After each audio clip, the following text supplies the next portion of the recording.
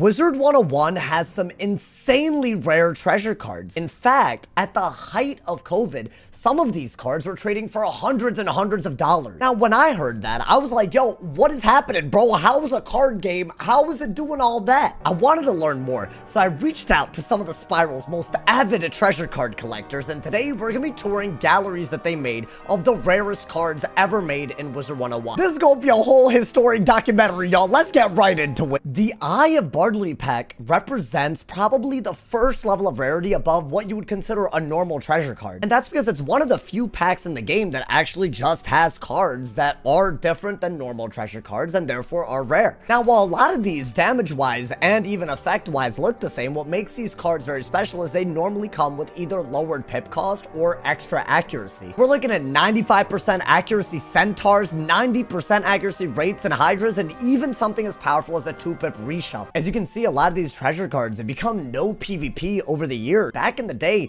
these were very, very useful and really sought after for PvP players and for just TC collectors alike. If you thought a pack with treasure cards could be rare when looking at the Eye of Bartleby pack, we haven't even started scraping the surface of rarity when it comes to card packs. What you see in front of you is some of the rarest treasure cards in game just because of the symbol on them. All of these cards are from a literally non-existent pack in Wizard101 called the Faithful Companions pack. What's crazy about all of these is that this pack is not available in the Crown Shop whatsoever. The cards in this pack were only able to be accessed from 2 different codes in 2009 and 2013. So not only did you have to be playing back then, you also had to redeem a random code that was given out in 2009 and 2013 to get any of these. In 2021, Wiz put out another code for some reason, basically resurrecting these cards from the grave of rarity. The same cards can still be found from another pack called the Marvelous Minions pack, but they come with a different symbol and therefore reflect a smaller level of rarity. These are literal tiers of rarity when it comes to cards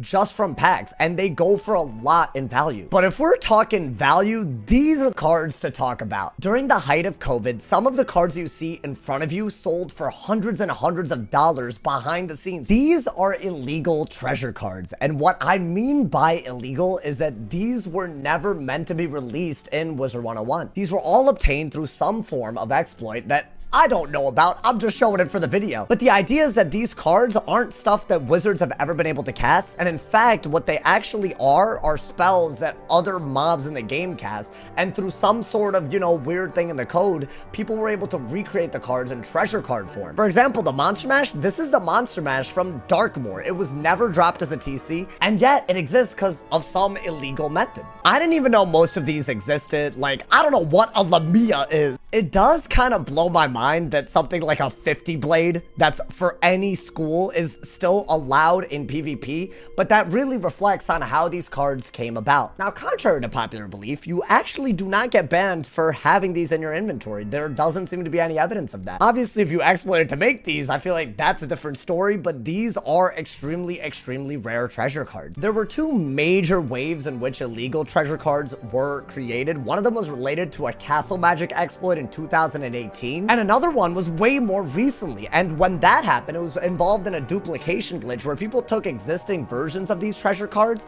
and made a bunch of copies, and therefore really reduced some of the value of these from their peak during COVID. Retired treasure cards. This is what people think about when they think of rare, and honestly, all of these have a whole story behind them. What you see in front of you are cards that used to be given in the form of quest rewards and drops from bosses, but now they've been discontinued. So if you have it, you have a limited version of a card that will never be made again in Wizard101. Most of these cards are from very early times in the game. Elucidate, for example, used to be a quest reward in Celestia until it just got discontinued, mainly because reducing pip cost is no longer a real mechanic in this game. Simplify used to be available in higher level worlds from wooden chests and silver chests, which is a crazy reward for just doing a wooden chest every now and then. We move on to even higher levels of rarity with the cards you see in front of you. Lifebane used to drop from a boss called Yukai in the very, very very early days of the game, but it was promptly discontinued. Similarly, Dampen Magic was a drop from Mushu and Dragonspire bosses way back when Dragonspire was literally the last world in the game. And finally, very curiously, Epic is a more recent addition to the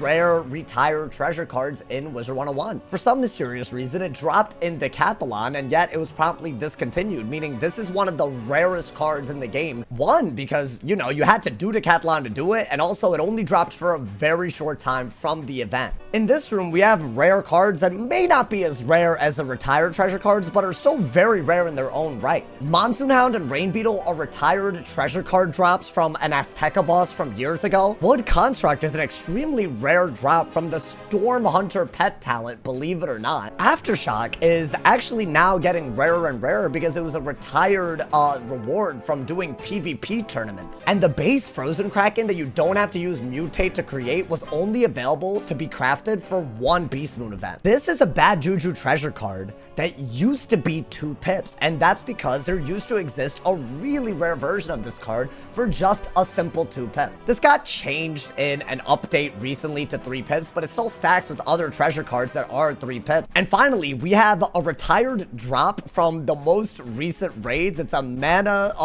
4, you know, camp trip. This creates a mana radiance, like, you know, bubble around you that just replenishes mana at a crazy rate, but it's for 100 energy. This was available from entering pet mode and exploring dirt mounds and raids for just a short amount of time before they removed it because it wasn't actually intended to drop from the dirt mounds. But retired treasure cards are not the only rare treasure cards in Wizard101. Monstrology is another part of Wizard101 that has all sorts of treasure cards that are rare because they got retired. Now, these retirements, a lot of them came out in waves that people didn't even know about, so some of these are extremely rare. Now, for a Monstrology spell to be retired, it needs to follow one of 3 rules. Monstrology spells that got retired include expel bosses, which are completely gone now, creatures that are summoned by other creatures that actually don't exist by themselves, like for example, the Echo of Apep in the Zigzag instance. These are also retired. Unless they exist by themselves, you actually don't have summons of them existing anymore. And finally, instances and bosses that aren't repeatable because, you know, they're in a spell quest or you only get to do them once in the actual quest line, these are also, like, summons of them are extremely rare.